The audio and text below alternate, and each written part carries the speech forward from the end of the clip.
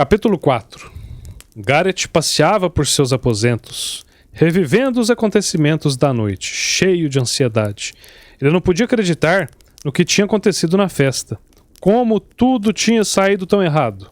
Ele mal podia compreender que aquele garoto estúpido, aquele forasteiro Thor, tinha de alguma forma descoberto sua trama venenosa e ainda tinha de fato conseguido interceptar o cálice.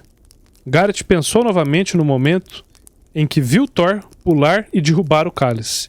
Quando ele ouviu o cálice bater sobre a pedra, observou como o vinho se derramava sobre o chão e como ele derramava-se também todos os seus sonhos e aspirações. Naquele momento, Gareth tinha sido arruinado.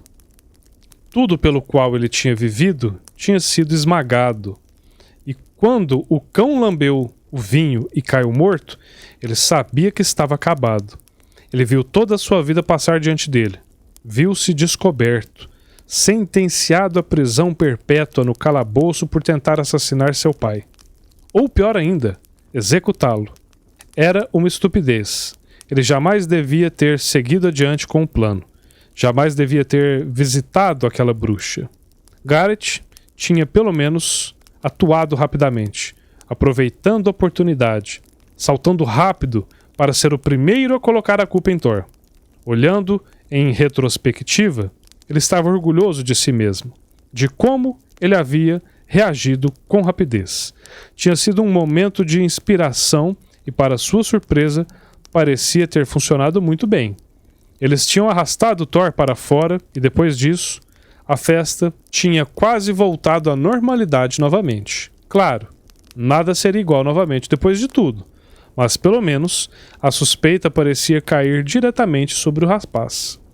Gareth simplesmente rezava para que as coisas permanecessem assim. Fazia décadas que tinha havido um atentado contra um McGill, e Gareth temia que houvesse um inquérito, que eles acabassem investigando mais profundamente o assunto. Reconsiderando tudo, tinha sido tolo tentar envenená-lo. Seu pai era invencível. Gareth devia saber disso. Ele havia se excedido e agora não podia evitar pensar que era apenas questão de tempo para que as suspeitas recaíssem sobre ele. Ele devia fazer o que fosse preciso para provar que Thor era culpado e fazer com que ele fosse executado antes que fosse tarde demais. Pelo menos Gareth tinha, de algum modo, se redimido. Depois da tentativa fracassada, ele tinha cancelado o assassinato. Agora, Gareth se sentia aliviado. Depois de assistir a trama falhar, ele tinha percebido que havia uma parte dele, bem no fundo, que não desejava matar seu pai. Depois de tudo, ele não queria sujar suas mãos com sangue. Ele não seria o rei. Ele poderia nunca chegar a ser rei. Porém, depois dos eventos dessa noite, ele colocou as coisas em perspectiva. Pelo menos, ele estaria livre. Ele nunca poderia lidar com o estresse de passar por tudo isso novamente. Os segredos, o encobrimento, a ansiedade constante de ser descoberto, tudo isso era demais para ele. Enquanto ele caminhava, a noite ia avançando. Finalmente, lentamente, ele começou a acalmar-se. Justo quando ele estava começando a sentir-se normal outra vez, preparando-se para passar a noite, ouviu um golpe súbito e virou-se para ver sua porta se abrir de par em par. Firth entrou por ela em uma estampida, os olhos arregalados, irrompendo pela sala como se estivesse sendo perseguido. "Ele está morto!" Firth exclamou. "Ele está morto! Eu o matei! Ele está morto!" Firth estava berrando, histérico. Gareth não tinha a menor ideia do que ele estava dizendo. Será que ele estava bêbado? Firth correu pela sala, gritando, chorando, levantando suas mãos, e foi, então, quando Gareth notou as palmas das mãos dele, cobertas de sangue. Sua túnica, amarela, manchada de vermelho. O coração de Gareth disparou. Firth tinha acabado de matar alguém. Mas quem? Quem está morto? Garrett insistiu. De quem você está falando? No entanto, Firt estava histérico e não podia concentrar-se. Garrett correu atrás dele. Agarrou-o pelos ombros com firmeza e o sacudiu. Responda! Firt abriu os olhos e o fitou. Seu olhar era o de um cavalo selvagem. Vosso pai, o rei, ele foi morto, por minhas próprias mãos. Ao ouvir essas palavras, Garrett sentiu como se uma faca tivesse sido enfiada em seu próprio coração. Ele olhou para Firt com os olhos arregalados, sentindo o corpo todo dormente. Ele afrouxou a pressão de suas mãos, deu um passo atrás, tentou recuperar o fôlego. Ele podia ver por todo aquele sangue que Firt estava dizendo a verdade. Ele não podia compreender. Firt? O garoto do estábulo? O mais pusilânime de todos os amigos? Matou o seu pai? Mas como é possível? Garrett gritou. Quando? Isso aconteceu no quarto dele, Firt disse. Agora mesmo. Eu o apunhalei. A realidade da notícia começou a assentar e Garrett recuperou o seu raciocínio. Ele percebeu que sua porta estava aberta. Correu até ela e fechou-a rapidamente, assegurando-se antes que nenhum dos guardas estivesse visto nada. Por sorte, o corredor estava vazio. Então ele passou o ferrolho de ferro pesado através da porta. Ele voltou rápido para o interior do quarto. Firt ainda estava histérico e Garrett necessitava acalmá-lo. Ele precisava de respostas. Garrett agarrou Firt pelos ombros, girou-o e o esbofeteou com força o suficiente para fazê-lo controlar-se. Finalmente, Firt se concentrou nele. Conte-me tudo, Garrett ordenou friamente. Diga-me exatamente o que aconteceu. Por que você fez isso? O que quer dizer com por quê? Firt perguntou confuso. Você queria matá-lo.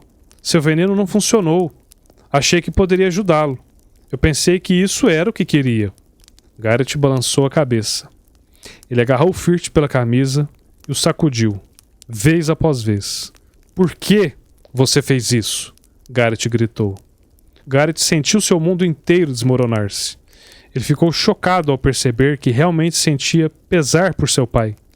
Ele não conseguia entender nada. Apenas umas horas, ele tinha desejado mais do que tudo na vida vê-lo envenenado, morto, à mesa. Agora, a ideia de sua morte golpeou-o da mesma maneira que a morte do melhor amigo. Sentia-se oprimido pelo remorso.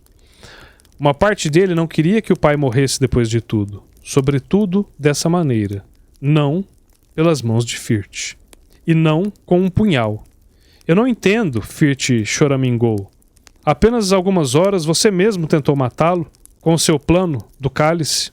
Eu pensei que você ficaria muito agradecido. Para sua própria surpresa, Garrett se aproximou de Firt e esbofetou-lhe o rosto. Eu não mandei você fazer isso. Garrett cuspiu as palavras. Eu nunca lhe disse para fazer tal coisa. Por que você o matou? Olhe como você está, todo coberto de sangue. Agora ambos estamos arruinados. É só uma questão de tempo até que os guardas nos peguem. Ninguém viu, Firt alegou. Eu me meti durante a troca de guardas. Ninguém me notou. Onde está a arma? Eu não a deixei lá, Firt disse com orgulho. Eu não sou burro. Eu me desfiz dela. E que punhal você usou? Garrett perguntou. Sua cabeça dava voltas com as implicações. Ele passou do remorso à preocupação. Sua mente voava com cada detalhe do rastro que esse idiota e desastrado poderia ter deixado. Cada detalhe que poderia conduzir até ele. Eu usei um que não pode ser rastreado. Firt disse orgulhoso de si. Era um punhal comum, totalmente impossível de identificar. Eu o encontrei nos estábulos. Havia 4 idênticos a ele. Ele não podia ser rastreado, ele repetiu. Garrett sentiu seu coração na boca do estômago. Era um punhal pequeno, com um cavalo vermelho e uma lâmina curva, pendurado na parede ao lado do meu cavalo? Firt assentiu com a cabeça. Agora seu olhar era duvidoso. Garrett o olhou furiosamente. Seu idiota! Claro que esse punhal é rastreável. Mas não havia nenhuma marca nele, Firt protestou, suando assustado com sua voz trêmula. Não há marcas na lâmina, mas há uma marca no cabo, Garrett gritou. Na parte de baixo. Você deveria ter examinado com mais cautela, seu idiota. Garrett deu um passo à frente, enrubescendo. O emblema do meu cavalo está talhado na parte de baixo. Qualquer um que reconhece bem a família real poderá rastrear a lâmina e dar comigo. Ele fitava Firt, que parecia perplexo. Garrett queria matá-lo. O que você fez com ele? Garrett insistiu. Diga-me que o punhal está com você. Diga que o trouxe de volta. Por favor. Firt engoliu em seco. Eu me desfiz dele com muito cuidado. Ninguém jamais o encontrará. Garrett fez uma careta. Onde, exatamente? Atirei-o na rampa de pedra que leva os dejetos do castelo até o pote sanitário. Eles esvaziam os potes no rio de hora em hora.